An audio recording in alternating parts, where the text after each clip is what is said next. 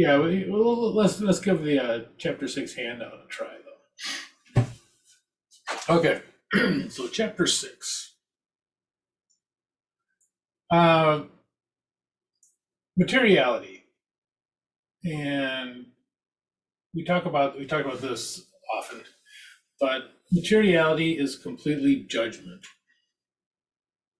It's and we'll talk about they do have some rules of thumb, but even the rules of thumb are judgment. You know, which rules of thumb do you use and that sort of thing. So it's all judgment. And because it's judgment, they generally don't test it on the CPA exam. I don't think it's ever been tested on the CPA exam. They won't hand you a dollar amount and say, is this material? Because even if it's material that account might not be material.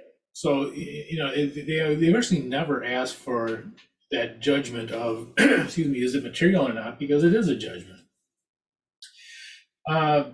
There's dollar amounts that are a judgment. You know, is $50,000 material? It's a quantitative, it's a dollar amount. But there's also qualitative amounts that we'll talk about, and qualitative amounts are trickier because sometimes it doesn't matter what the dollar amount is. There are some things that would make it material, even if the dollar amounts really aren't material. And so we'll talk about those. So materiality is a really difficult one, and that's why I said when they take the CPA exam, if they tell you something is material, it's material. Don't question whether it's material or not. If they say it's immaterial, same thing. If they say it's immaterial, you don't question whether it's immaterial or not. It is immaterial, and go on from there. So they don't test on materiality on the CPA exam per se, but they do have, you know, that certain things happen if they are material or not.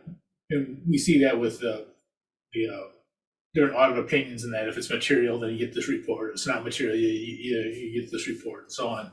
But the materiality judgment themselves is not generally tested. Now, again, there are some things that are material, even if it isn't for a dollar amount, and we'll talk about those. So we're going to have two different kinds of materiality. They call it quantitative, the dollar amounts is $50,000 material. And then we'll also have qualitative. What is it? There are certain things that could be material, even if the dollar amounts are not. So there's two types of materiality. Okay, so quantitative. Let me put something in here.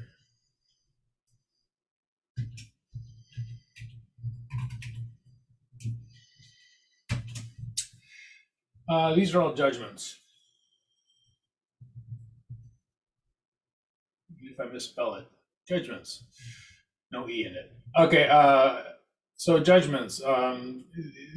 These are all judgments made by the auditor, and they're generally not, again, the judgment themselves is generally not tested on the CPA exam.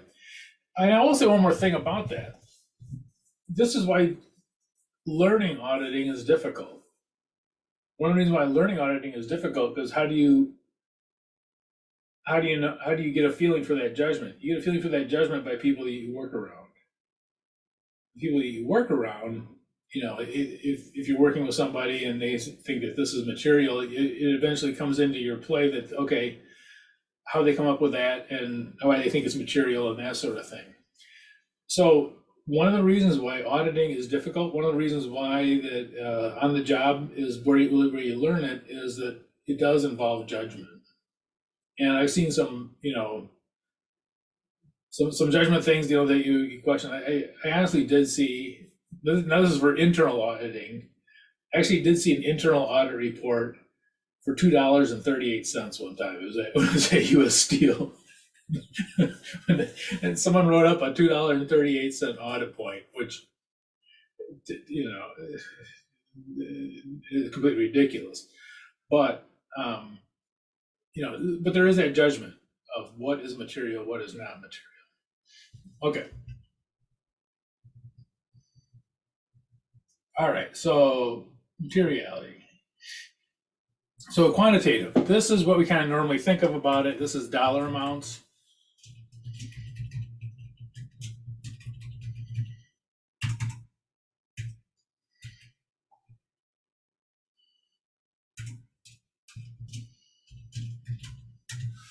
$600,000 is that material.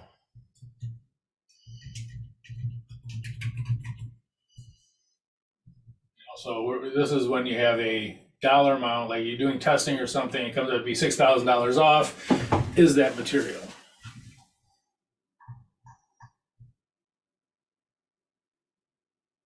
Can I ask you guys, is number 3, is it on page 7 or on page 8 in your handout? 7. 7, okay. See if I can get this all on 7. Now, as I was saying, there are some things that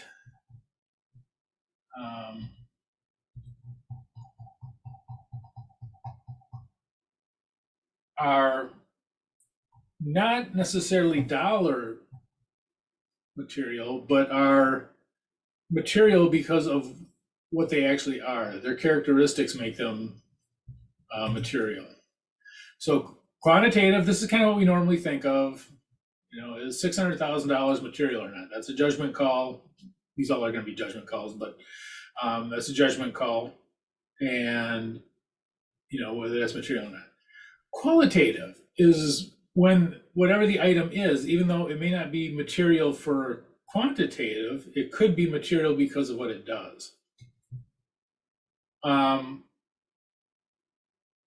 Violating a contract.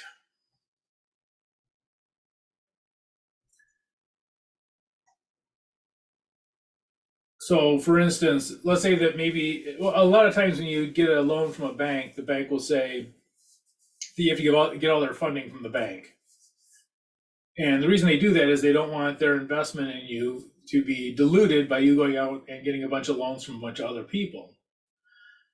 So there might be something in the contract, and oftentimes there is. If you go to a bank and get a loan, they'll say, okay, but you have to do all your financing through us. We can't have you going out and getting money from 50 different people, and all of a sudden you're insolvent and we're fighting with 50 other people. And so a lot of times they'll have in their loan agreements that you can't get finance from somebody else. Now, someone might get financing from somebody else that violates the contract. Maybe it's immaterial. Maybe you establish materiality as being 100,000, and they get a $20,000 loan for a truck through a dealership. Well, they're supposed to go through the bank for all their financing. So if they get a loan through a dealership, could very well violate that loan agreement. And if it does, that $20,000, even though it's not quantitatively material, is qualitatively material. It's violating the contract. And if they don't put that in the financial statements, the bank could reasonably look at the financial statements and say, oh, everything's fine. We don't see another loan. It's only our loans that we see on the books. Whereas this loan that they're not putting on, even though it's not material, it might be a violation of the contract. So again, there's things that are, it may not be dollar amount material, but because it violates a contract that someone's going to be relying on those financial statements for, the bank is going to look at the financial statements to see if they're in violation of the contract, and it's material. And oftentimes when you violate a loan agreement, the loan is due immediately. So that's another thing that comes into play, is that, that if they don't, putting that on there, it's a very serious thing, not putting it on there, because then, the bank literally has a right to demand payment immediately for it. Okay, reverses a trend. What I mean by that is things like,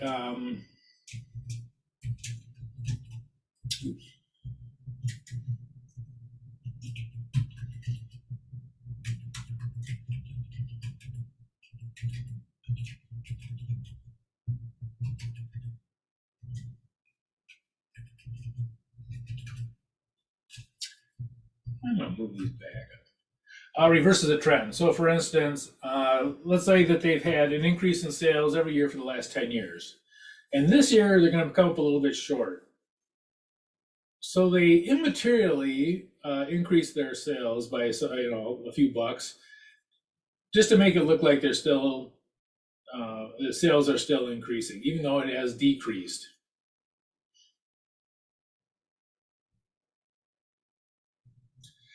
Anytime they have a change that changes a loss to a gain, if it changes what they're doing, whether they're profitable or not profitable. There's a difference between a company that's profitable and one that's not. So even if it's a small amount, they say, "Oh, gee, we're going to have a little bit of a loss here." Well, let's fluff the books up a little bit, and just so that we show a little bit of income. We're not going to go crazy and say we're mega profitable, but let's just fluff them up a little bit, immaterial amount, and we'll show that we are profitable. So we're still a profitable company. Okay, if the amount of the misstatement changes whether they're profitable or not, that could very well be a material misstatement, not quantitatively, but qualitatively. That the idea of the difference between a profitable company and an unprofitable company is big. Management fraud.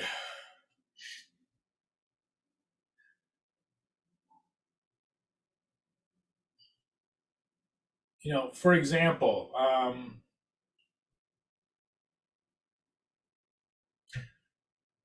well, let me give you an example of like Walmart. Let's say Walmart, huge company, $5 million fraud, not material dollar wise.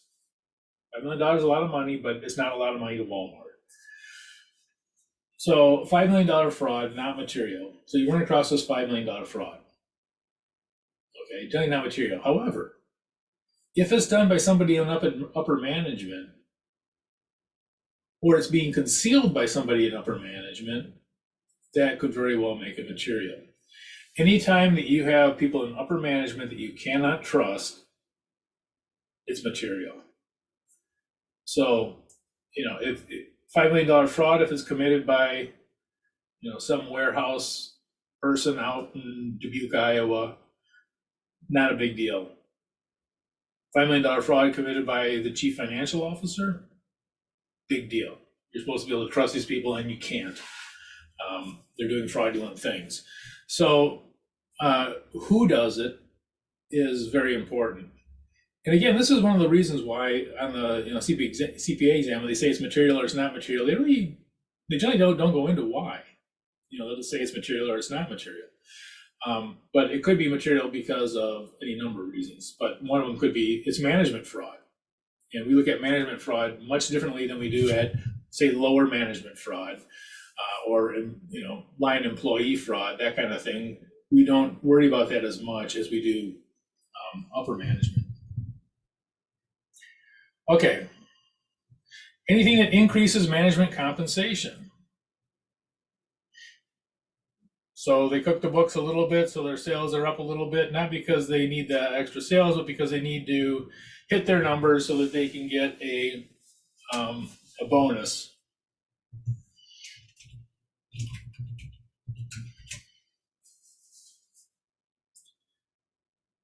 So they, whatever they do, they cook the books a little bit. They leave what they call leaving the books open. In other words, they record some sales in the following period.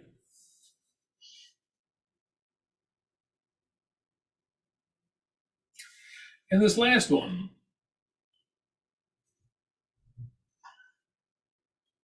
is something you probably have kind of thought about when we were doing the sampling. Misstatement due to fact rather than an estimate.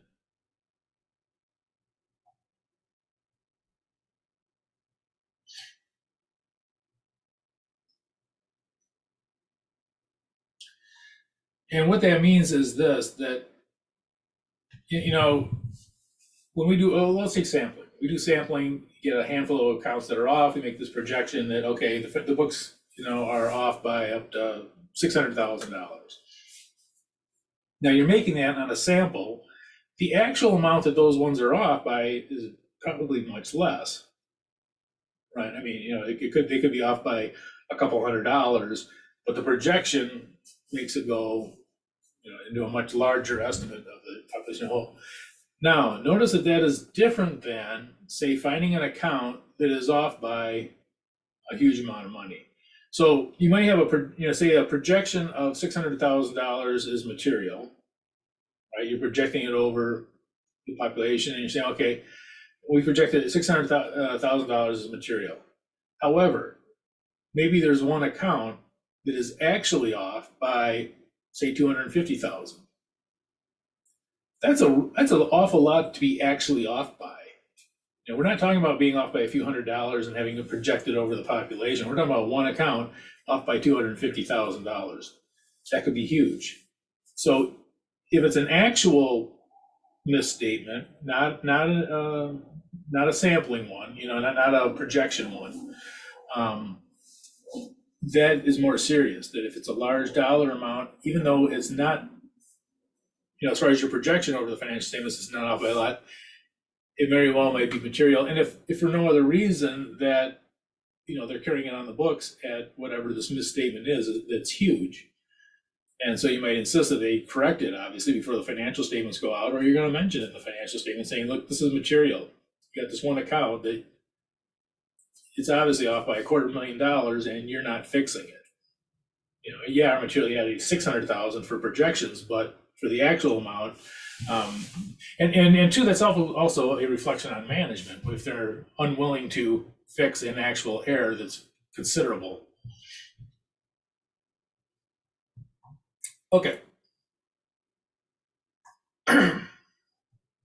So when we plan the audit, any questions on that? So it isn't just a dollar amount. There's other things that come into play that make it something that, even though dollar-wise it might not be material, because of who it is or what it is, it might be material. Okay, so audit plan. So I think I told you guys this before, but the audit plan, when we do it, you don't have to have all the stuff at your fingertips. How to audit cash and all this other stuff at your fingertips. There's an audit program that you follow, and you follow the steps in the audit program, and if you follow them diligently as the way they're supposed to be followed and understand them enough that you can follow them, you're fine. It isn't like you have to know all the 27 steps of auditing cash. Those will be in the audit program, and so that's what we're talking about here. This is going to be the audit program, and part of the audit program will have how do we establish materiality, and that's what we're going to talk about for quantitative materiality, the dollar amounts. Okay, so these are just some of the rules of thumb, benchmarks for materiality. How do we determine if something's material? And these are what would be something along those lines.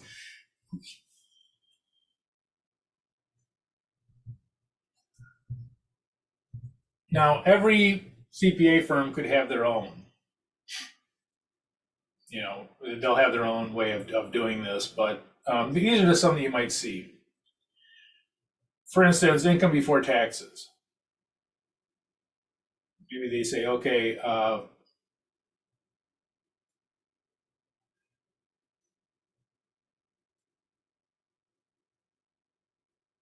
5 to 10%. So whatever those amounts are, 5 to 10% would be a range that we would have for these income before taxes. Now, you look at this and you say, okay, that's kind of a big range. 10% is twice as much as 5%. So when you're talking about dollar amounts, I mean, that literally twice as much in the dollars is the other. So how do we apply this to the different companies? Generally speaking, there is an inverse relationship to the company size. So it's inverse. So a small company will get the largest percentage. The large company will get the smallest. And well, I'll show you on the first one why we do it this way. So let's take a look at this first company. So company A, smaller company, not tiny, but on the smaller range of it. So would we be more likely to give them a 5 or something close to it, or a 10 as far as the percentages are concerned?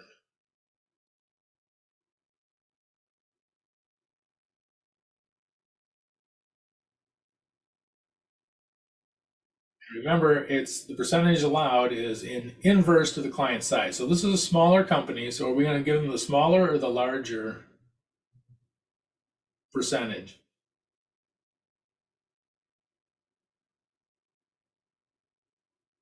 The larger? Yep. So what we might do is say, okay, well, there's a smaller company.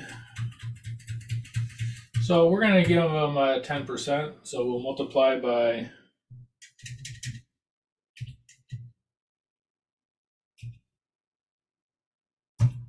10%.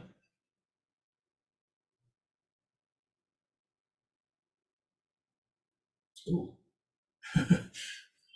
I didn't know I had there. Okay. Okay, so this comes out to what, 15,000?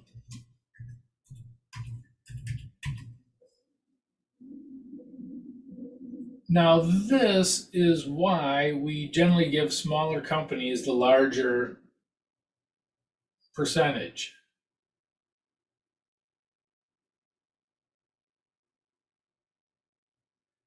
You're probably not going to be sued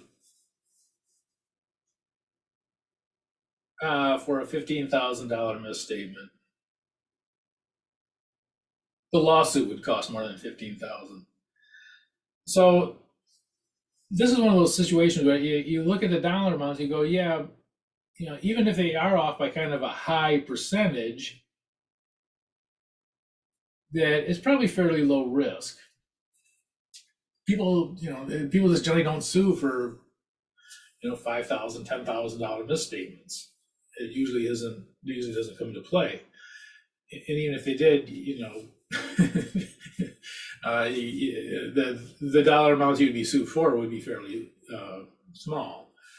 So smaller companies, we give them a larger percentage because the dollars are smaller, and a lot of times they're very manageable dollars, so it's not that you don't have to worry about it as much. Okay, well, let's go to the large company down here, and they have sales of $1.5 billion. So would we be more likely to go with 5% or 10% for them? We're doing C right now.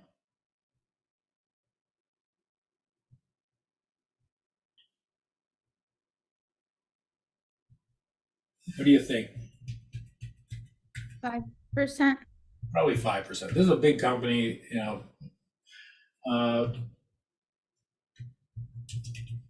and you'll see why this 5% is. It is almost 5% of that.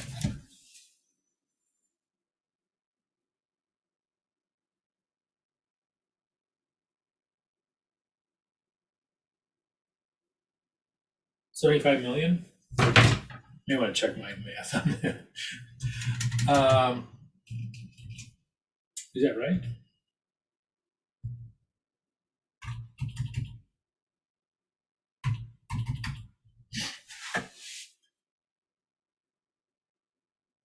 Well, let's see.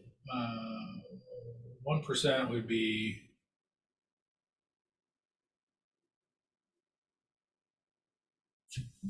I did that wrong. Did I do that wrong?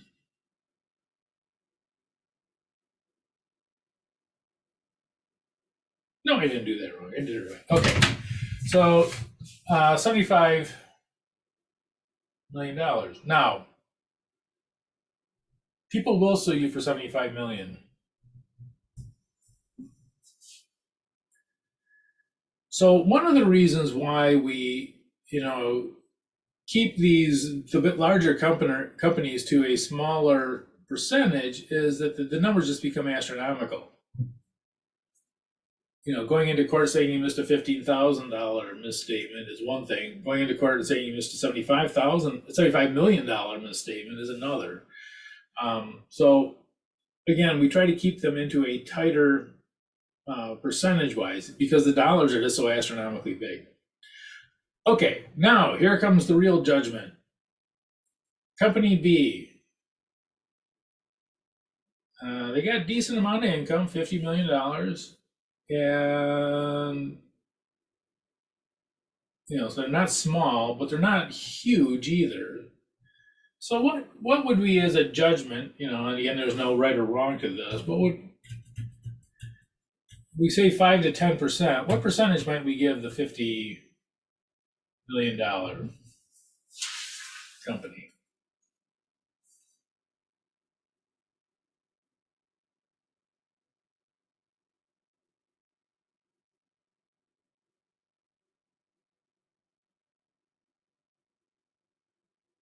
So they're probably not going to get 5.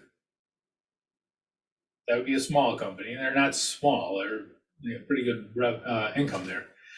But again, they're not like the largest companies on the planet either. So what kind of a percentage would we maybe give them?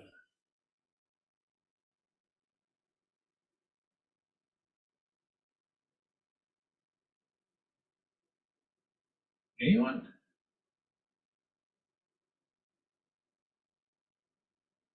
Again, this is a judgment. There's no right or wrong. As long as it's between 5 and 10, it's not wrong. So what percentage might we give company B?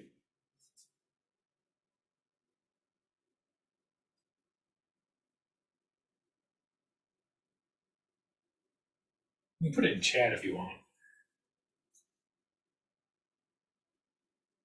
Could you do like 7.5% or something like that? Absolutely. Yeah. Yeah, and anything between, anything between, so you could do 7.5%. That's nothing wrong with that at all. So move this over. So say somewhere in the middle, 7.5%, and that will be what we'll use for our $50 million company.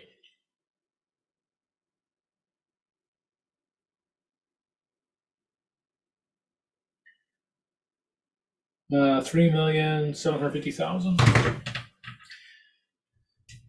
So we might say that, I think up by 3,750,000, we would consider material.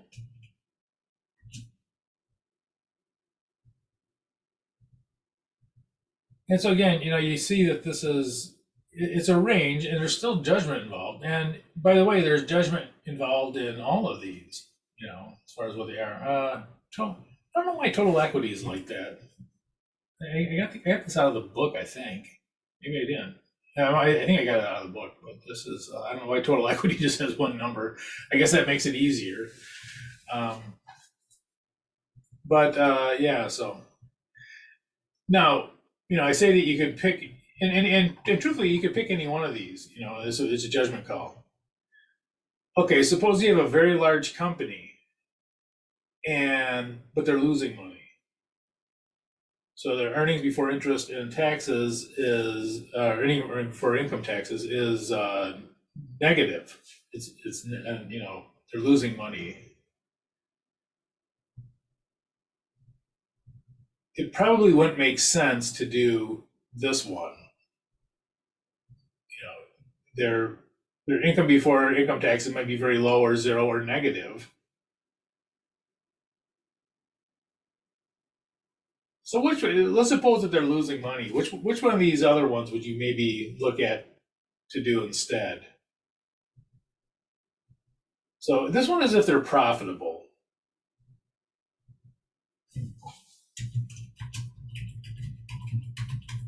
Hey.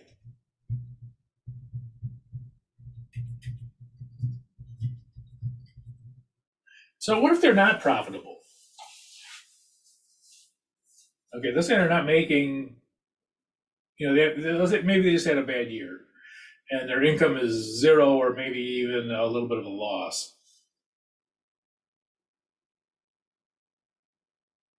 Notice that if their income is negative, whatever.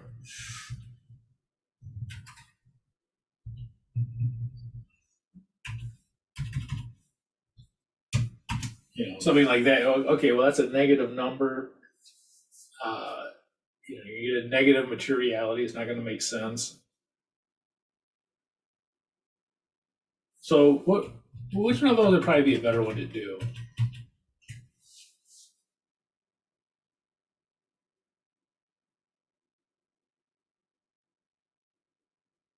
Which one of those probably doesn't have all that much to do with profitability? In other words, they'll exist even if there isn't. Even if the company's not profitable, they'll probably exist. Assets?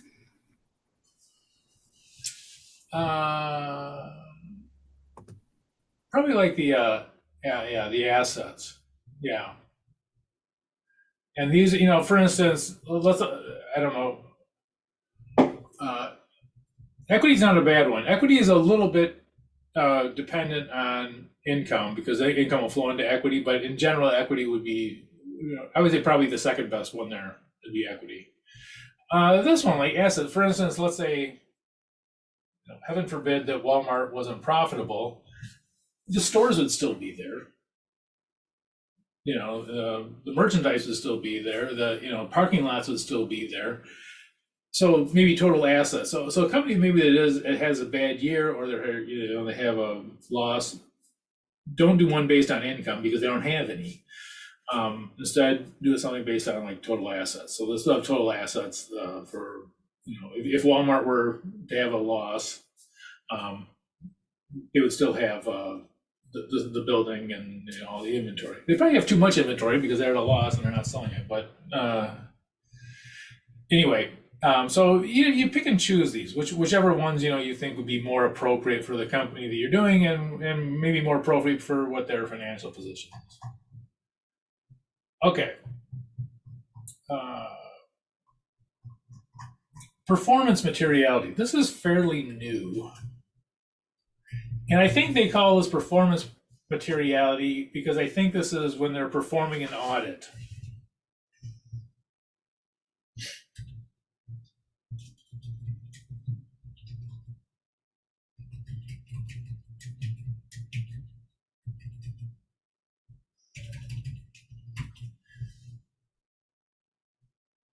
And a lot of times when you're doing an audit, so this performance materiality, this is a kind of somewhat of a new term. It popped up about maybe 5 years ago. And that is specific materiality for a specific account. And it comes about because of when you're actually performing the audit. So we're performing an audit and they say, okay, here's cash. And I say, okay, so I'm auditing cash. What's the materiality for cash? And they say, well, the overall materiality for the entire corporation, for the entire audit is 200,000. And I said, okay, well, so how much of that could be in cash? Because different accounts you might give different amounts to. Cash, they usually have that fairly low. They could even be zero. But if you're doing cash, how much of a tolerance do you have there as far as what is material? Going down to accounts receivable, go down to inventory, go down to property, plant, and equipment. How much of this 200,000 can we actually dole out to these other accounts? And that's what performance materiality is. So you're giving the people who are actually doing the audit kind of a guideline saying, okay, if this account is within whatever dollar amount you come up with, then it's okay. But if it goes over this amount, then it's not. So let's go ahead and just do this. And again, this is judgment too. So let's say cash, we say it can be off by 200,000, but we want to hold cash maybe a little bit tighter than the other accounts. It's a more important account in some ways than these other ones because everything goes through it. So let's say we hold cash to 5,000, and we're going to spread it out over just these three accounts. Accounts receivable, we'll give a little bit more leeway. Maybe we give up to 30,000 for accounts receivable. I'm just making these numbers up, by the way. It's my judgment. So if we were to dole this out, so there's 200,000, we got 5,000 for cash, we got 30,000 for accounts receivable. So how much would we give materiality if these were the only three accounts that we were looking at?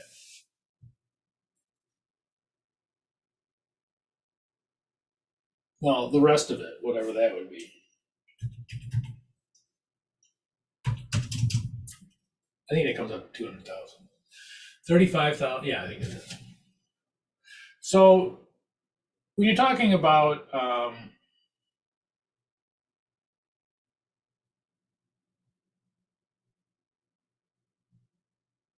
the overall materiality, you also are going to have a performance materiality, and this is for each account. And again, we will probably, inventory is always a mess. It just is. So you might give inventory a bigger chunk of the materiality and say, okay, if they're within 165,000, we're happy. Cash, keep them on a tighter one, and accounts receivable somewhere in the middle.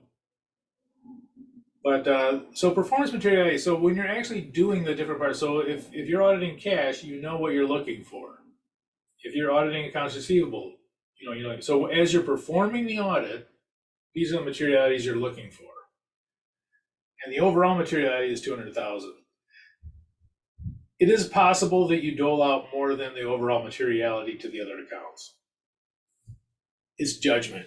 Sometimes companies will say you take the overall materiality, multiply it by 3, and then divvy it up between all the accounts, because you know that most of the accounts are not going to be off. Even if there's fraud, most of the accounts are not going to be off. But so that you divvy the amount of, you're basically looking for, you're basically telling people who are doing the audit, okay, keep your eyes open for and do your testing to find things that are off by $25,000.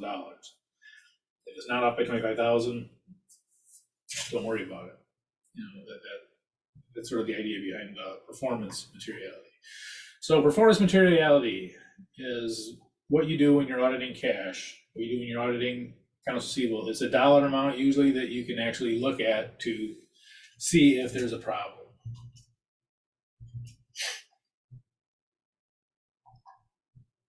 Okay. Types of evidence. We're covering this here. It's also covered in chapter 5. I don't think I doubled it. I think I just did it one time. Okay, so types of evidence.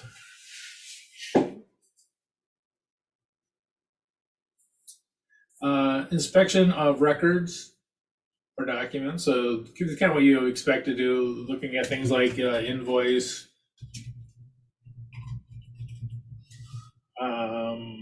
shipping documents, receiving reports,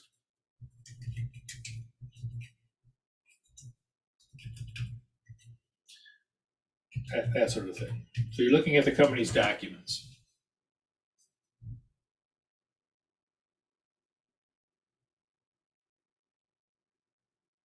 Inspection of tangible assets.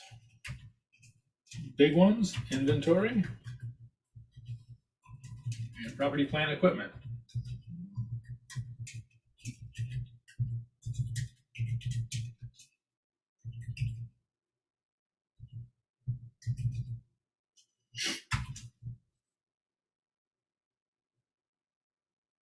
So inventory is a tangible asset. You go out and count it up.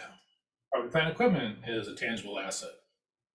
Go out there and check out to make sure that that those are there.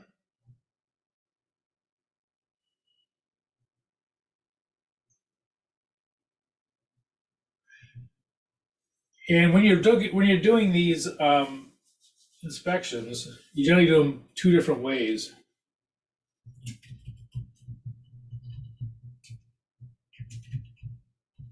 Book to floor.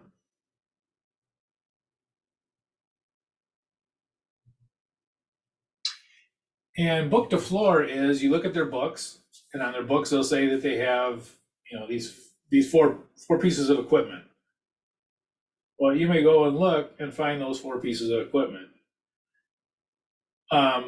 one of the nice things about doing property, plant, and equipment is they don't generally move around as much as inventory. Inventory is coming and going all the time. Things are being sold and things are being shipped in every single day. Whereas a lot of times property, plant, and equipment, the building doesn't wander off. So a lot of times you can go, a lot of times these are easier to do, looking for the long-term assets. But if they have, say, 4 things on their books, you go out and look at these 4 things that and say, okay, you say you have these 4 things that are on your books, let's go take a look at those. And you'll hunt down where those are. I had a weird one. They had chillers on the list. And these chillers were like huge dollar amounts. What's a chiller? I didn't know what a chiller was. A chiller is actually a very large air conditioner that they have on like assembly plants that are on the roof, and they call them chillers. I never heard that term before, but anyway, I remember these chillers. I was going around asking people what's a chiller, and then finally I got somebody that's an air conditioner. They said, well, you can go up on the roof and take a look at it. And I said, no, I'll just look at it through the ceiling. Yeah, okay, it looks like they're on. Yeah, but anyway, so you're taking from the book and you're going to the floor and make sure that it's there. And one of the things that is true about that is a lot of times, if something has been retired, they might get rid of it, but they don't get rid of it in accounting. So you have a piece of equipment number 17. Okay, equipment number 17 is old, and we got a new one. So equipment number 17 gets pushed out to the alley, and the scrap guy comes and takes machine number 17. No one tells accounting. So equipment number 17 is on the books. When you have new equipment coming in, there's often lots of a paper trail. You get shipping documents, you get receiving reports, you get installation, receipts and that kind of stuff. There's all kinds of documents that come flying into accounting for when you buy something. When you get rid of it, a lot of times it's not. They should have what they call a retirement, make a retirement ticket or whatever for whatever they get rid of. But again, it's an old piece of equipment, no one cares, they shove it out back and it's gone, but it's still on the books. So that could be a problem going book to floor. What you're looking for are things that are on the books that are not on the floor anymore. And a lot of times this is because of the retirements. Okay. Now there's also, as I said, there's 2 of them. There is floor to book. And that's just the opposite. You find something on the floor. So floor to book is you're on the floor, you find something, you look at the tag on it, and then you go see that it's on the books. Those are usually, there's usually less problem with those than the retirements that you don't know. Just, like I said, because there's all this documentation. But sometimes, you may have something that's on the floor that is not on the books. Maybe when it came in, they expensed it by accident. They get a machine that's going to last for 10 years. Someone calls it maintenance expense. It's expensed by accident. You got this machine, it's not on the books.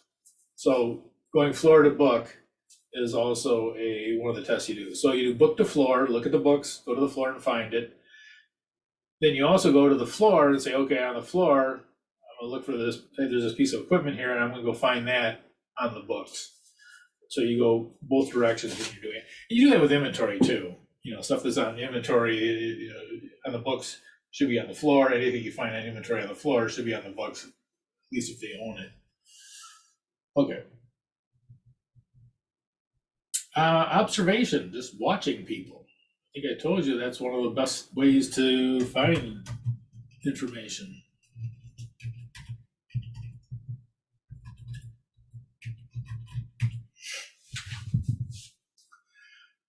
Inquiry.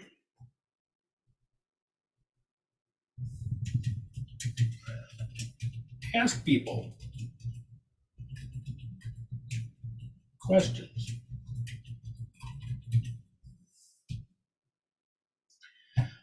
Confirmations. Usually these are confirmations with third parties usually.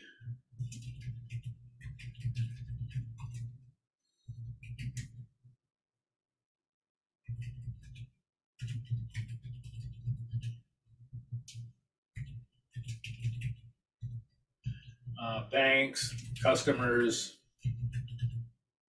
those are probably the two biggest ones. Customers is accounts receivable. These are the two biggest confirmations you'll talk about.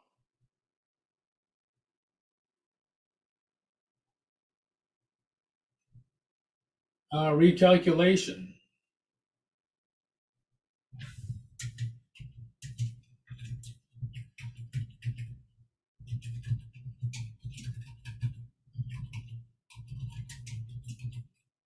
For instance, we recalculate depreciation expense, something like that would be a recalculation.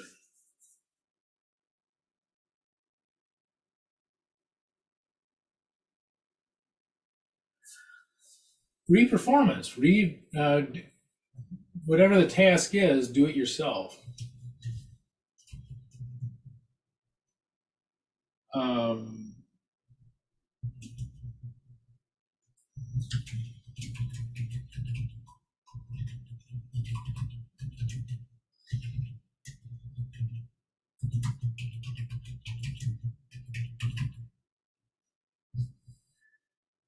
And I'll tell you kind of a funny one that happened with me with this one. Maybe I already told you guys this, I don't know. I was up in, I was inventory guy when I did auditing. First audits I got, they was put on inventory. Inventory is one of those things that it's the hardest thing to audit because there's stuff coming in, stuff going out every single day, and keeping track of that. And it's tied to sales, it's tied to accounts receivable, it's tied to accounts payable because you're buying the inventory. So inventory can be a mess.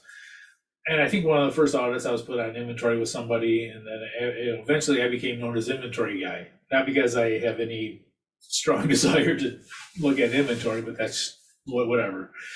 So anyway, I was inventory guy for a while, and we had an operation that put a new accounting system in up in Canada. And just to let you know, the Canadian operations were really pretty tight.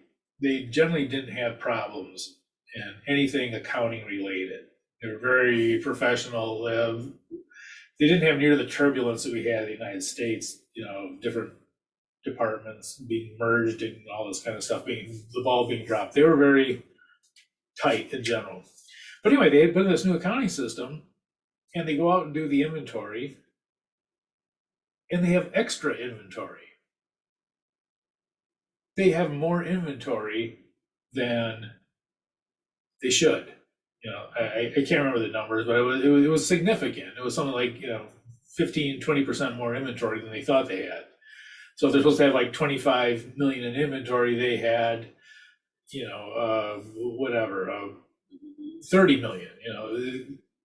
Now inventory doesn't do that. If there's a problem with inventory, it's virtually always smaller. Why is it smaller? It could be theft. It could be damage. People throw stuff out by accident. People think the boxes are empty. They're not empty. They have really lightweight plastic something inside these boxes, and they throw the boxes out thinking they're empty boxes. You get all kinds of reasons why inventory can be smaller. And that's generally they talk about shrinkage. Okay, the inventory is, we thought it was, it's 98% of what we thought it was going to be because theft, damage, someone runs something over with a forklift, they throw it in the garbage can. All these things can happen to the inventory. Well, they had extra. They had extra inventory, like a bunch, a bunch of extra inventory. Any ideas on how they would have more inventory than they thought? It actually is pretty involved, but it has to do with returns. When someone would return something, so let's say something comes back in, someone looks at it, see if they can resell it. Maybe it was returned because it was the wrong color or something like that, and they just put it back in inventory. Right? Now, when they did that, it never got put in the system as inventory. The people, whoever sent it back was given a credit. They never complained, right? Because they were given the money back. But these items were never picked up in inventory. Okay, so we go up there. And by the way, new accounting systems are dangerous. They increase the risk. No matter how much they test them, there's always something that comes up, or a lot of times there's something that comes up. So anyway, I'm inventory guy. Me and I was the lackey. Me and one of the supervisors were sent up there to say, figure out what's going on up there. They seem to be, and not just that there was a problem with it, but they seem to be unaware. You know, they couldn't really figure out what the problem was.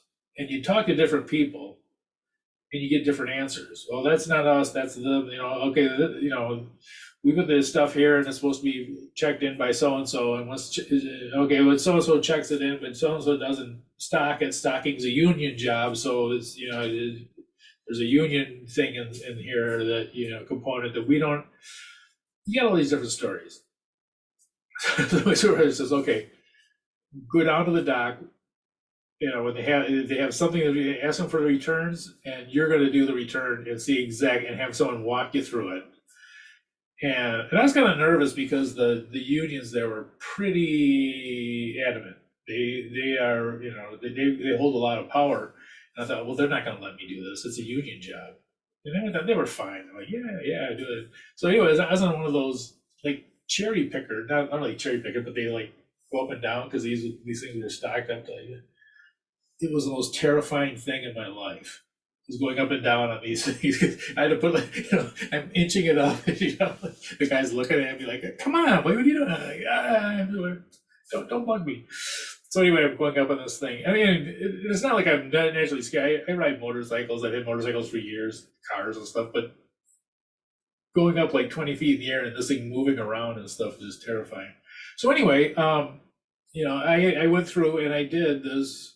You know, I had to go through and do exactly what they did. Reperformance of stocking the stuff. And then we kind of got an idea of what the problem was. The problem was really that there was supposed to be someone evaluating items, and they would evaluate items, but the items were usually shelved before they were actually put into the accounting system. So there was a step that was missing. It's like, okay, there should be like after the evaluation is done, you don't just throw it in. That there's a next step that it gets put into the accounting system and then it gets shelved. So what was happening is the inventory was getting evaluated, put on the shelf, and never going into the system. But anyway, you know, we had literally everyone you talk to, you got a different story, and so it was like, okay, let's just do it. So that's my reperformance story. And it was terrifying, and, you know, hopefully you'll never have to do that. Okay. Oh, wow, I'm talking too much here. Okay, analytical procedures. These are usually ratios.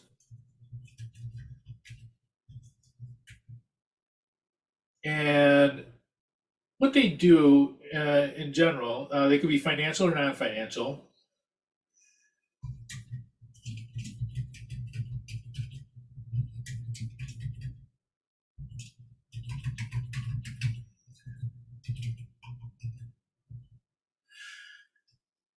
And what they do is they look for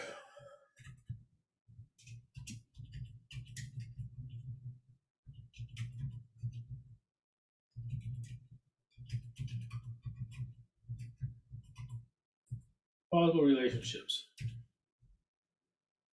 I'm going to jump ahead and see if I have something in here.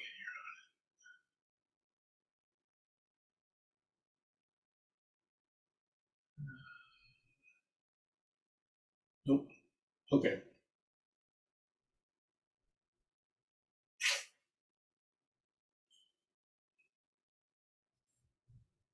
So plausible relationships.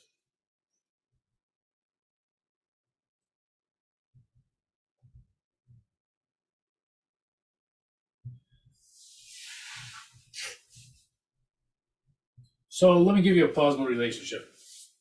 Suppose sales increased by 10%. What would you expect would happen to shipping costs? if sales increase by 10%, what would you expect shipping costs to do?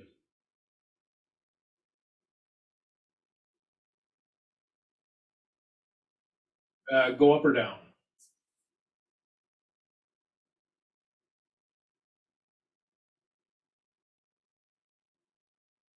Well, you guys are talking about, you guys are probably on break already. Up? Yeah, exactly. They could go up. Maybe they wouldn't go up by 10% because maybe you're selling to the same customers, but you expect them to go up something, right? Maybe go up 3% or whatever. So a plausible relationship is if you make more sales, your shipping costs go up. That's a plausible relationship. Now, suppose they have increase in sales, but their shipping costs go down. That might tell you there's a problem either with the shipping costs or with the sales. So you're looking for that plausible relationship, okay? Sales increase, shipping costs probably increase. That's plausible. Whenever that is disrupted, it tells you where to look. It's not necessarily evidence of fraud. They found a different shipper that does it cheaper, and it's a cost savings, and that could very well be. But you're going to have to look into it. So analytical procedures are not necessarily evidence of things going bad, but they tell you where to look. Something like 95% of fraud gets caught by analytical procedures. Partly because we have a double entry system. That if someone increases the sales by some amount to make themselves look more profitable, there has to be another account involved. So if they make up a fictitious account, okay, that's an account that's never going to be collected. Their accounts receivable balloons up, and you go, okay, if sales go up by 10% and accounts receivable go up by 100%, that doesn't make sense. That's not plausible. You'd probably look into that and see, okay, why is this little bit of increase in sales causing these huge amount of accounts receivable? So looking for plausible relationships, and again, they are not necessarily evidence of fraud or of a misstatement, but what they do is point you in the right direction. And something like 95% of the problems get found through analytical procedures. So they're very important, and you are required to do these. They're so important. These are required. One of the few things that are required evidence, and they're required twice.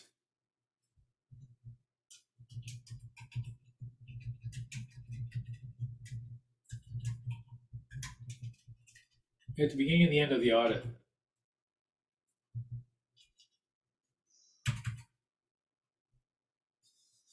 So analytical procedures are one of the few things that are actually required. You're not required for these other ones. Okay, scanning the data. You're looking through accounts, looking for things like big numbers, big round numbers, things like that. Things that look unusual. Negatives in accounts. So a negative asset, a negative liability, things like that. And let's stop here. I'll talk about these in a second. Actually, I want to go back up here and see which one of these are the better of those. These things.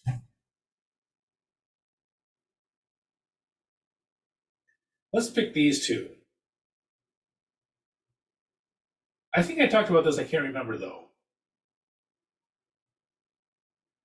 Which one of these two is better, observation or inquiry? So you watching something happening or inquiring about it. Did we talk about this?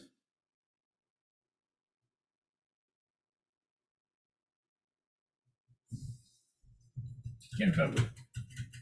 So which is the better evidence?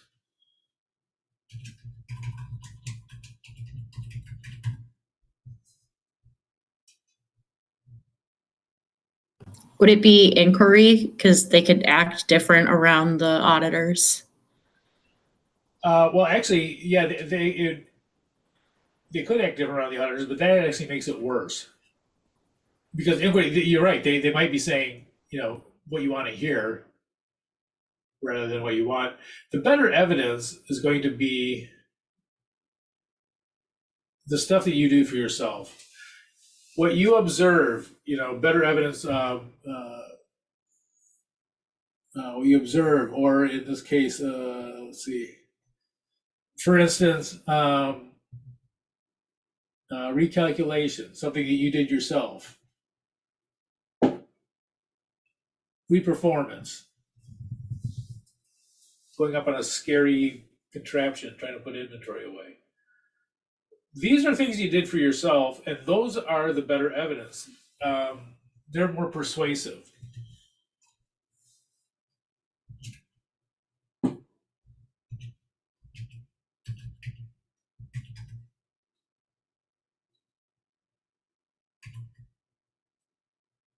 E. Yeah, E. So these are more persuasive because it's stuff that you do yourself is better than what you do for someone else. And you're absolutely right, though. Someone may be acting, they may tell you what you want to know. They may be. Sometimes people just get weird too when you talk to them about something. They get frightened or something. And so anyway, the better evidence is those things that the auditor does for themselves. So anytime the auditor does something for themselves,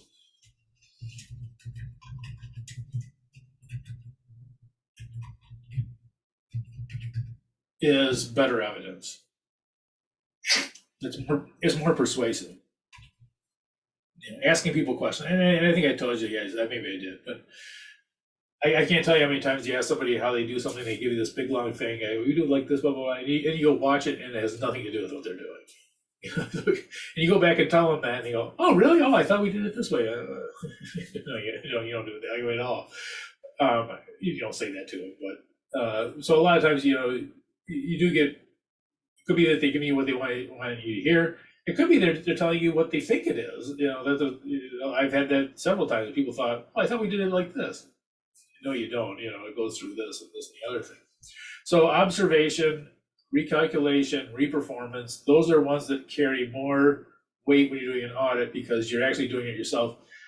Same thing like we did for sampling. The stuff that the auditor picks up, the amounts that you get for auditing, the auditor determined amounts are more persuasive than the clients, which may be misstated. So the stuff that you actually do yourself is more persuasive.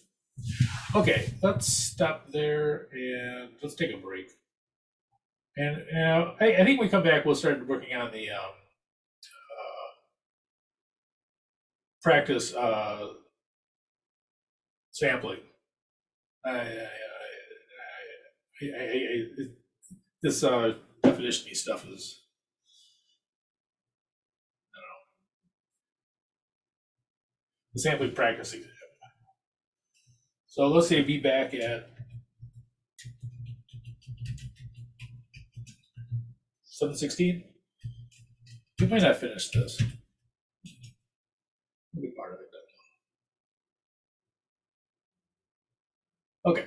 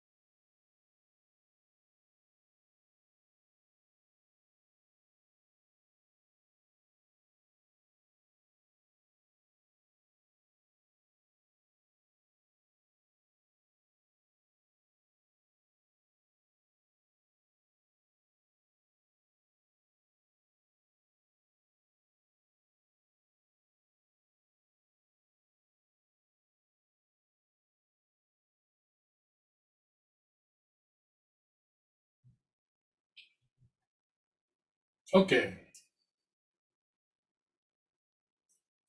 Let's do the practice exam. We'll start on this. I may not finish it, but we'll give it the old college try here. Test controls. This is probably the most missed one on the test, by the way.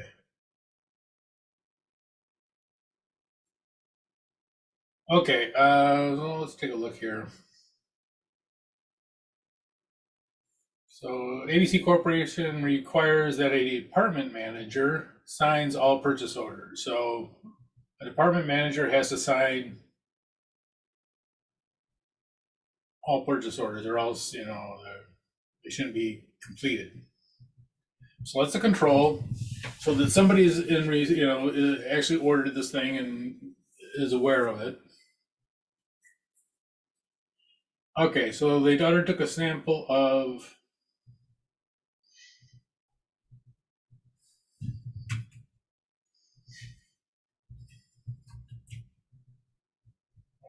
let me do something here.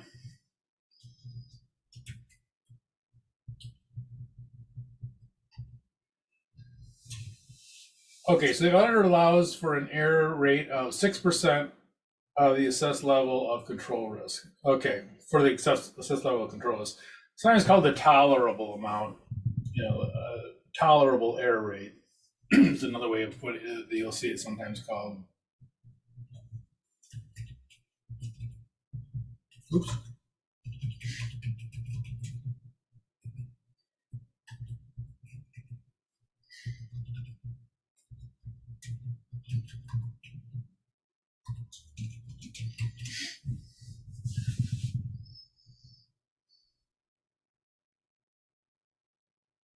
Okay, the allowance for sampling risk is 3%. Now that means that it could be 3% worse than our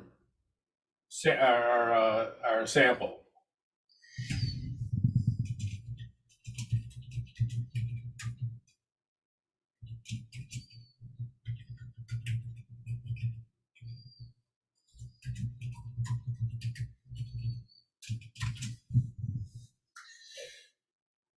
Okay, so we take 300 purchase orders and we find this, that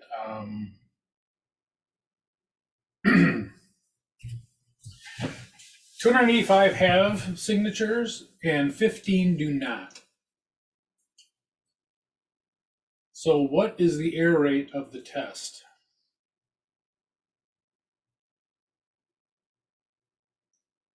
%5. So we have an error.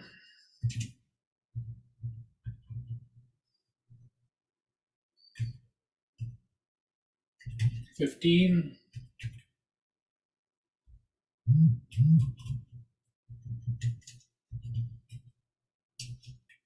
And the sample, oops.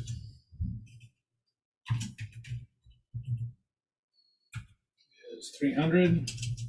Oops, need some more room here. So this equals 0.05 or 5%.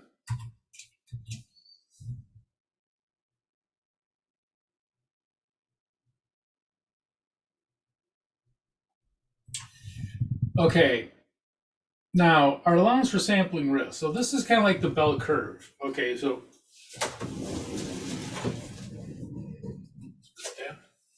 Dylan needs to move over. So the sampling, so what we're saying is, this is a sample. So we get that bell curve thing.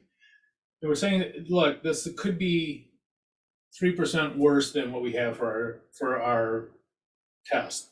It could be worse because this is a sample at 90% level or 95 or whatever percent level we're at. We're saying, okay, it could be 3% worse than that. So come up with a number. It's our best estimate, but it could be worse, and that's what this is. 3%. So the upper limit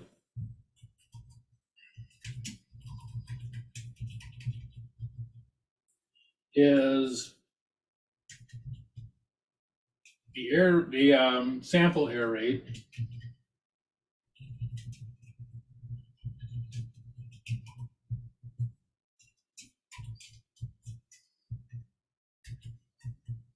plus the allowance.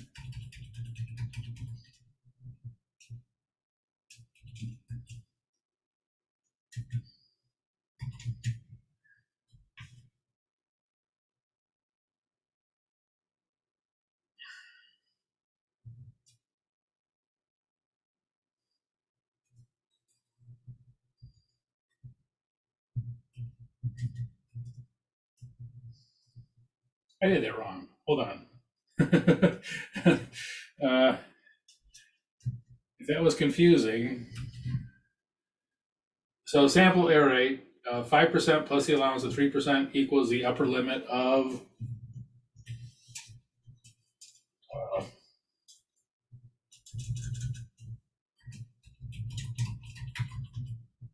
8%. So this sample could be off by as much as 8%. Using the sample could be off by as much as 8%. So the auditor allows for it to be off by up to 6%.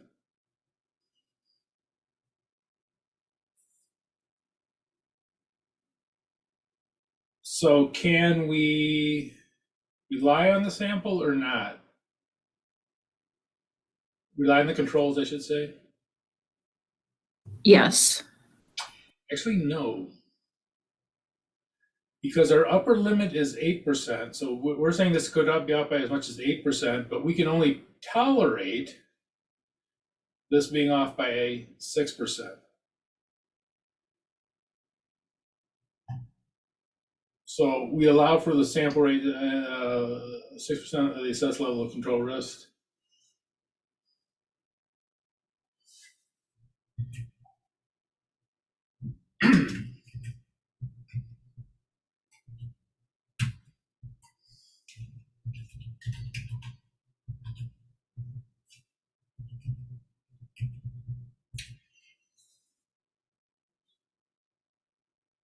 So we're saying that we can only accept it if it allows, but we're from our sample now. Even though our sample error rate was 5, because it's a sample, it could be off by as much as 6%. Excuse me, 3% more.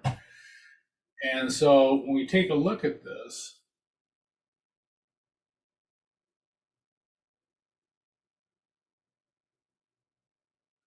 can they rely on it? No.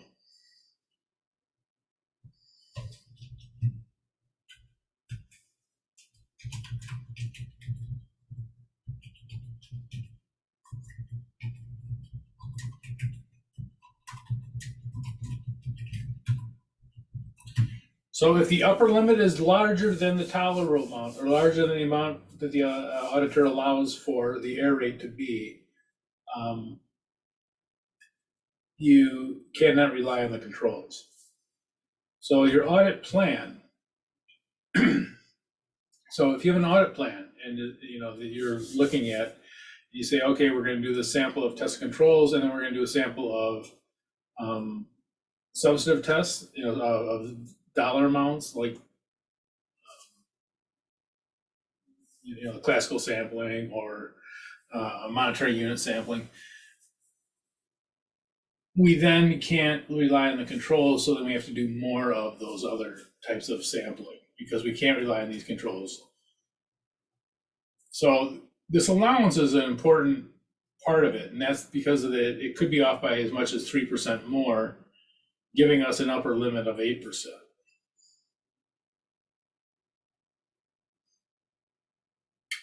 And so in this case, the auditor cannot rely on the controls. Now, if this upper limit was less, if this came out to be 4%, then you could rely on the controls and everything would be fine.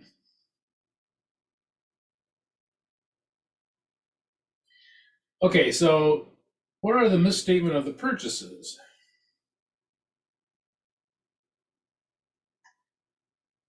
This is unknown. They may not be off at all.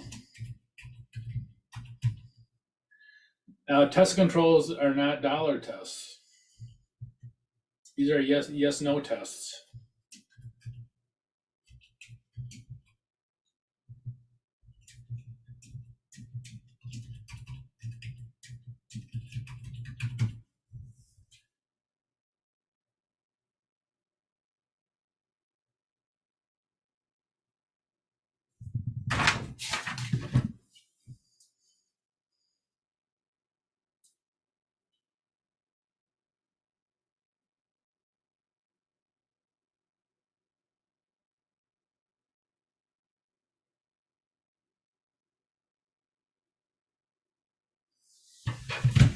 Okay.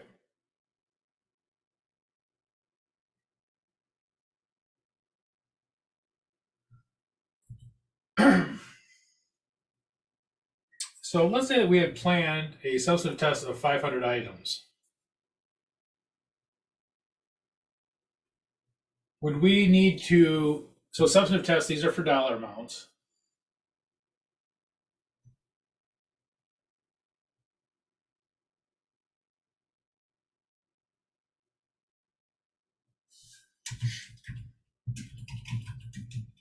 And we cannot rely on the internal controls. Are we going to increase the number of items or decrease them? Or keep them the same? So we thought we'd be able to rely on the controls. We find out we cannot.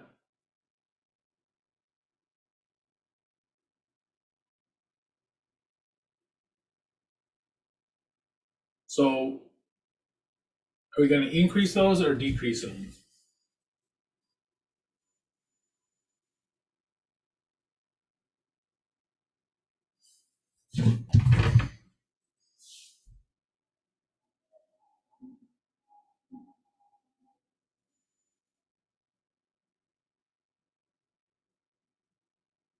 Oh, come on, you guys are toying with me.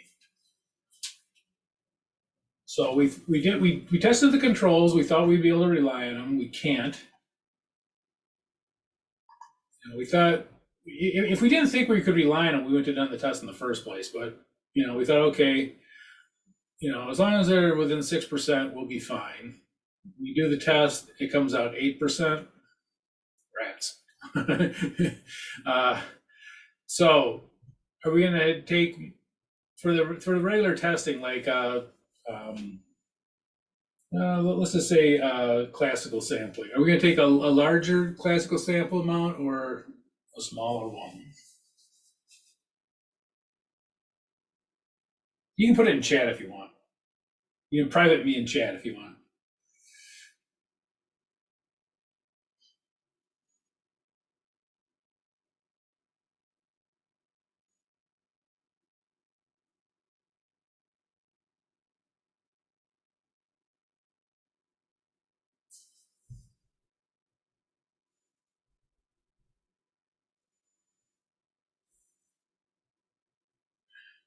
Okay, what you may actually do now, you want to be sure about your result.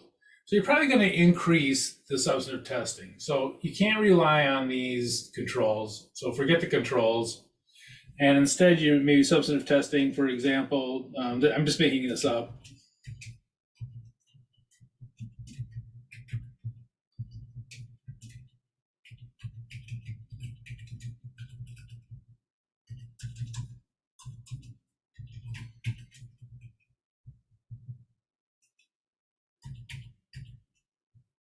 So you're going to increase it. There's going to be some kind of increase in these.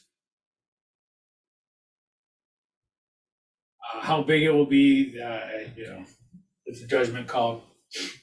But if you can't rely on the controls, you want to be able to rely on the hey, that's what happened. I don't know if this picture's any better, but you want to be able to rely on the controls. So if you can't, then you go, okay, on to plan B. Plan B is that we just take a bigger sample of the dollar amounts. You do the test of controls, believing that you can reduce the number of substantive testing and the overall savings of doing the testing, and not just so that your CPA firm is more profitable, but also so that you at some point realize you're dealing with the client's money too, and you're trying to reduce the cost of the audit for them as well. So, doing a sampling more efficiently is a good thing. So that's why you're doing the test controls. But if you can't rely on the controls, then you got to say, okay, forget it. We can't rely on these. We just got to take a bigger sample of the dollar amounts, and whatever that is. Okay. Any questions on that?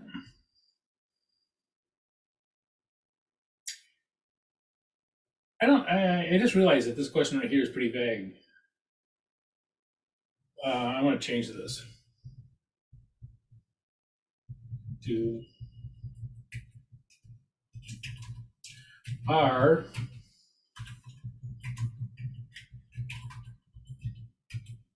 tests and controls required by the AICPA?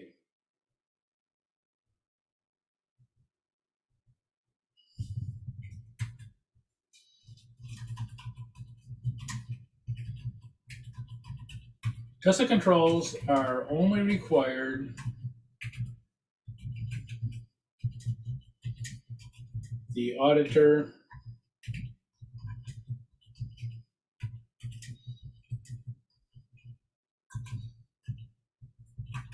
plans on relying on the internal controls.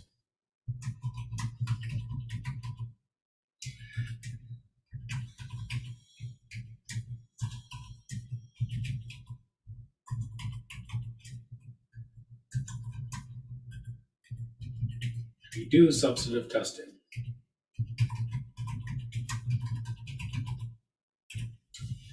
All right, let me clean that up a little bit.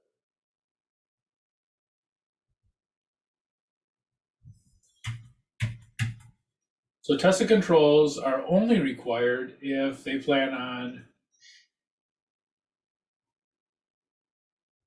relying on the testing and the client's internal controls to reduce substantive testing. So if you're now, so the one word answer to this, are they required? No. They're only required if you're going to rely on the, if you're not going to rely on the internal controls, you don't need to do any of them at all. And probably, you know, if you had known that, you probably would have just jumped in and did the 800 in the first place and not bother taking the 300 items up here. So, you know, it is possible you say, okay, I'm not going to do anything with the internal controls because I'm just going to take a bigger sample of the dollar amounts and see what happens there.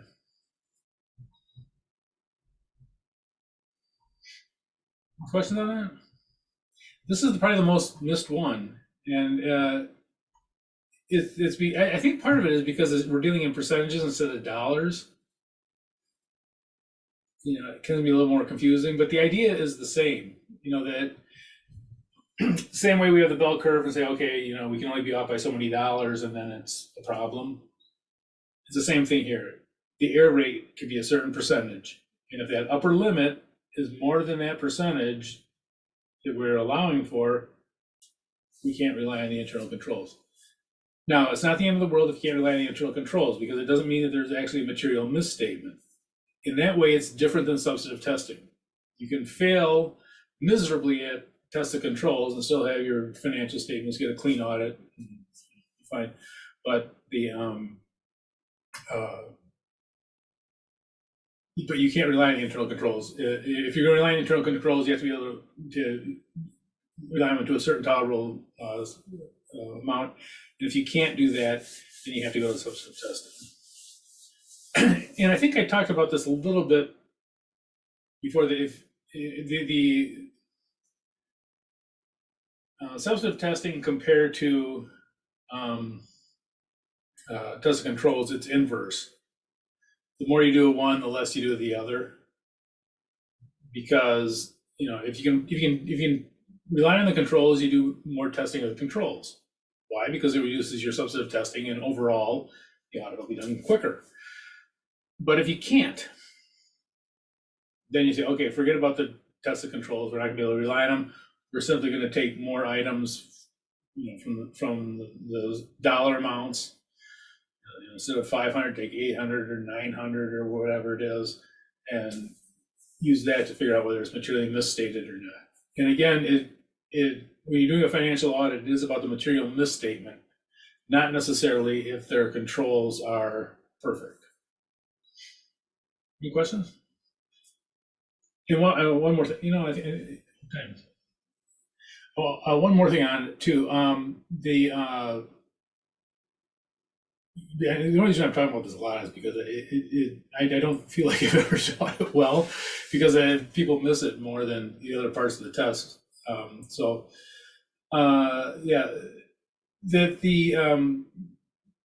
doing the test of controls a lot of times are not done for smaller businesses. A lot of times they don't have too much in the way of controls.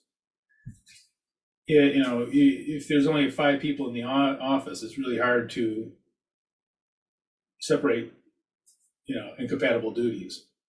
And a lot of times the desks are right next to each other and all that kind of stuff. So a lot of times, for smaller audits that may not have internal controls, say, okay, we're not going to test internal controls. There's nothing to test.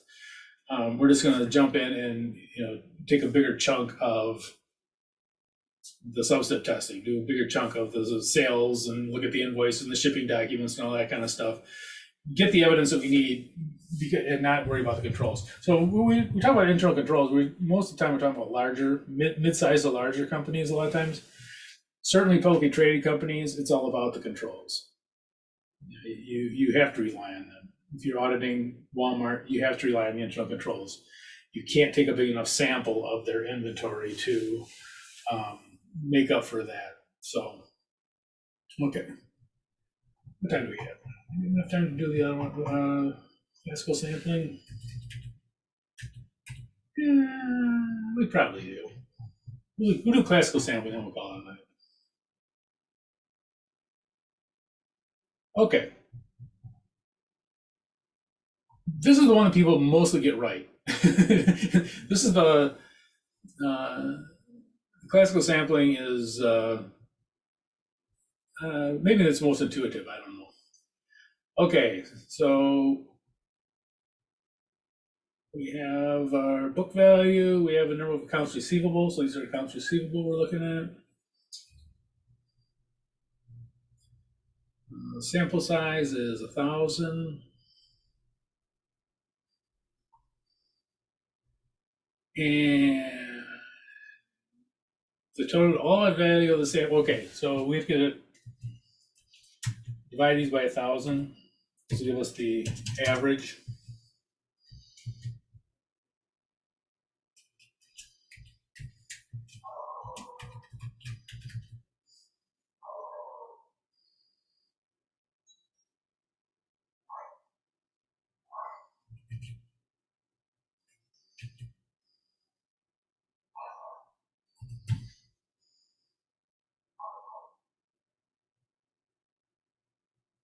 At least I got trick-or-treaters coming.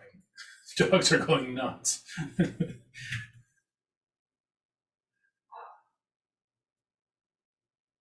Okay, so the audit sample is $50 average.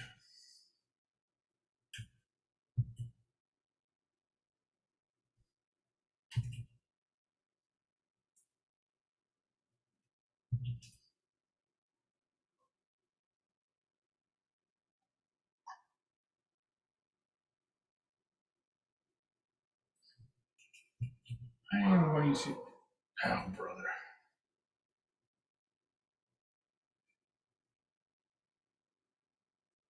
I'm copying these down here.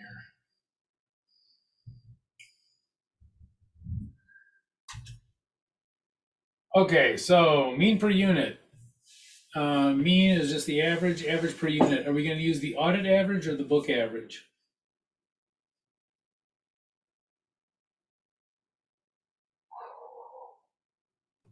Audit? Yeah. Yeah, the audit is the one, and again, this is something that we did, and so this is actually a more persuasive number, right? The 48 is what the client gave us, basically their information. When we looked at it ourselves, we came up with the 50. So how many items they got? 8,000 items. Okay, so we're gonna say that, okay, all these 8,000 accounts receivable should be multiplied by this $50 average. Okay, so let's say 8,000 items.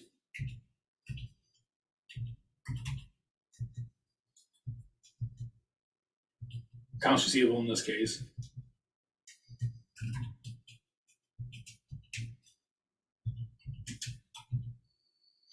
And we're saying, look, we came up with $50 average, so each one should be worth $50. So whatever that is, 8,000 times 50.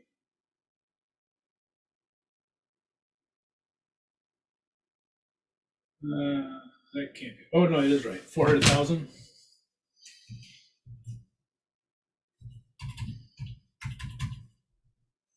So this is our projected value.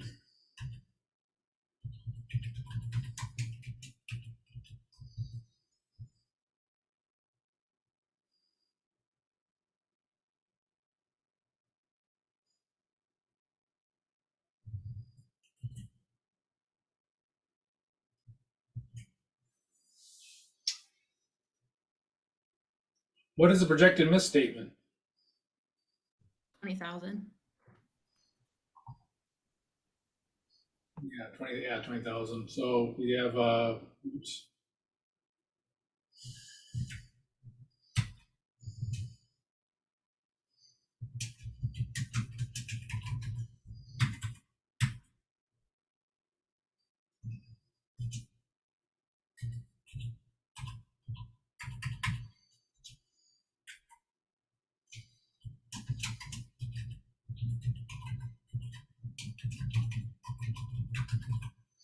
So projected misstatement is 20,000. Is it overstated or understated?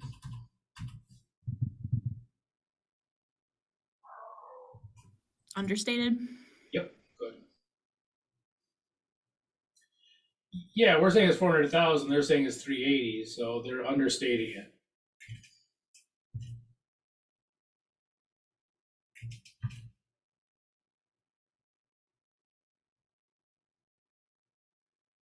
Now these are accounts receivable, so usually you're not expecting those to be understated, but they might be understated because they're trying to avoid taxes. You know, it could be that they're trying to hide income.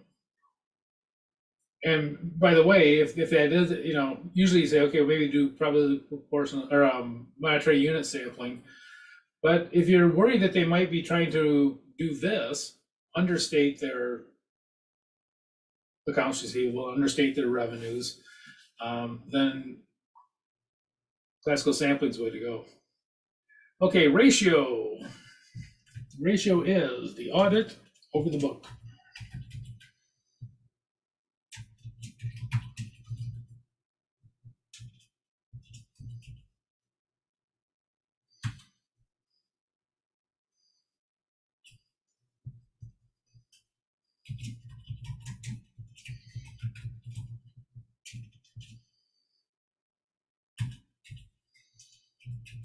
And you're going to multiply that by the book value. And the idea is that these items are off by a ratio. In other words, large items are off by large amounts, small ones are off by small amounts.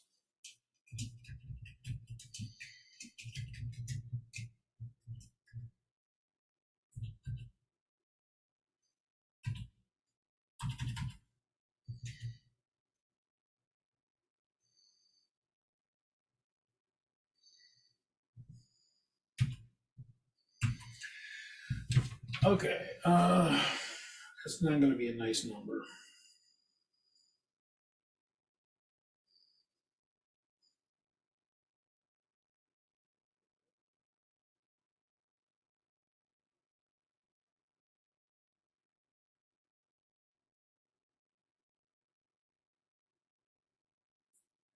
$395, $833.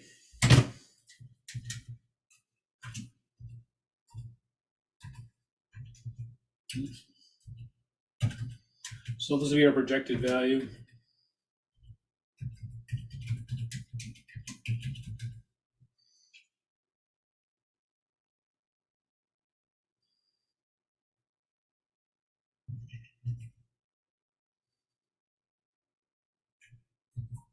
What would the projected misstatement be?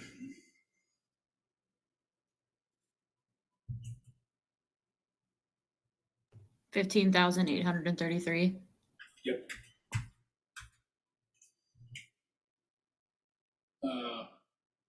Okay, I messed that one up.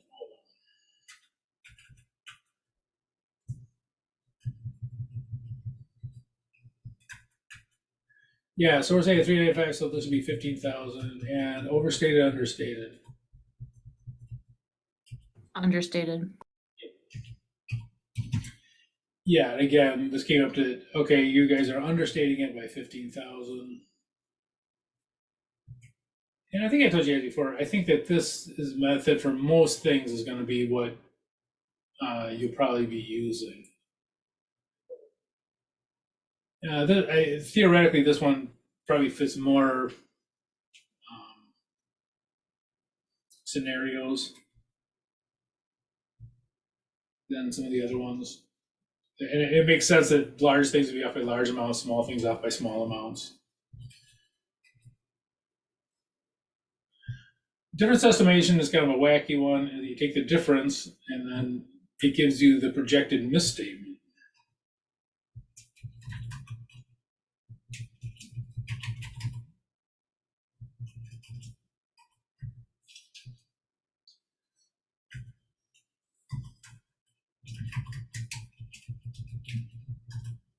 So we get the difference here. Give a little more room here. And what we're saying is that everything is off by the same amount.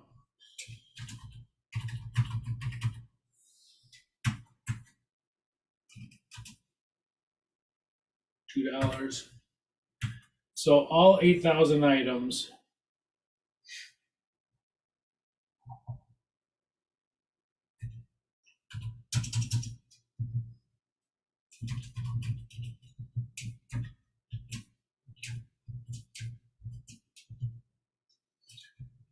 are off by $2.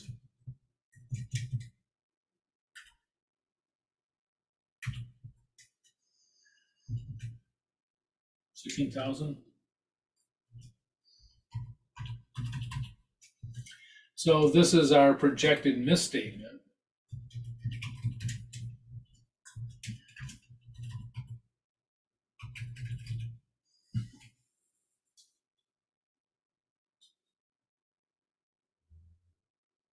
And that's the kind of weird thing about this one is that you get the misstatement first.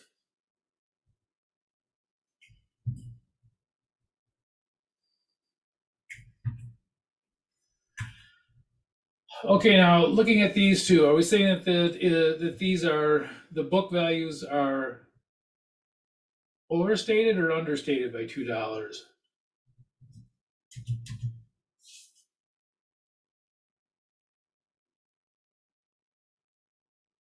Understated? Yep. They are understated. Each one is $2 too low, so this would be an understatement. So what would the projected value be? 396,000.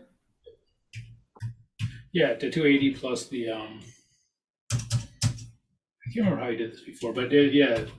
So the 380,000. That's not a 3. Let's try that again. 380,000 plus the 16,000 that's understated.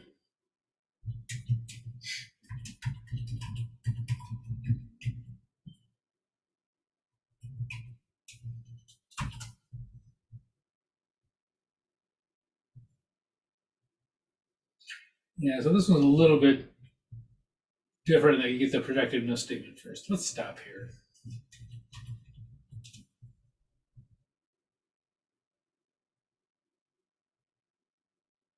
So we'll do the monetary unit sampling stuff. We'll do that next week.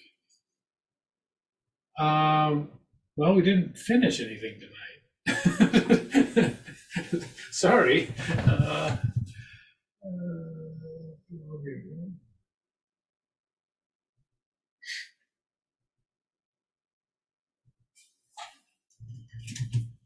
Save that. So nothing to turn in. Oh, I think I don't think I had it up. I don't think I had a place for you guys to put the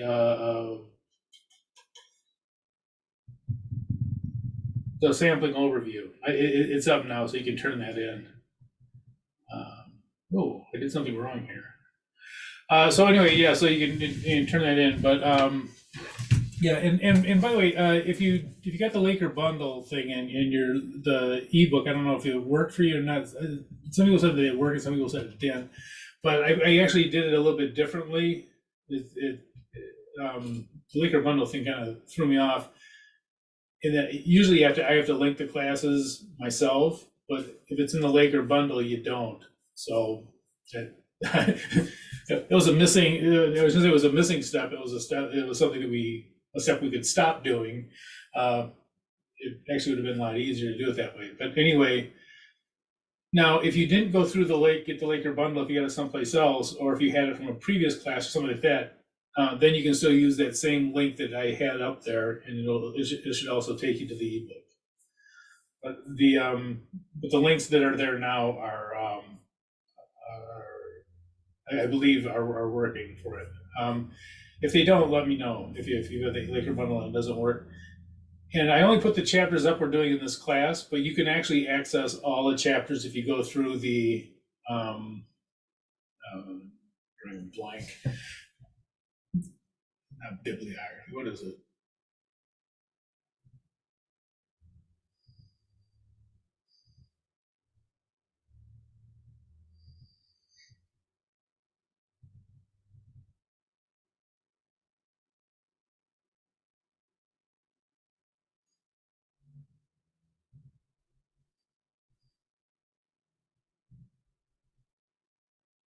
Table of contents.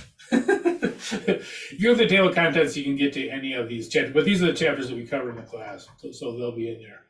But the table of content, if you want to go, whatever chapter you want to go to, you want to go to chapter 10 or whatever, you can go through it. Any question on that? Okay. All right.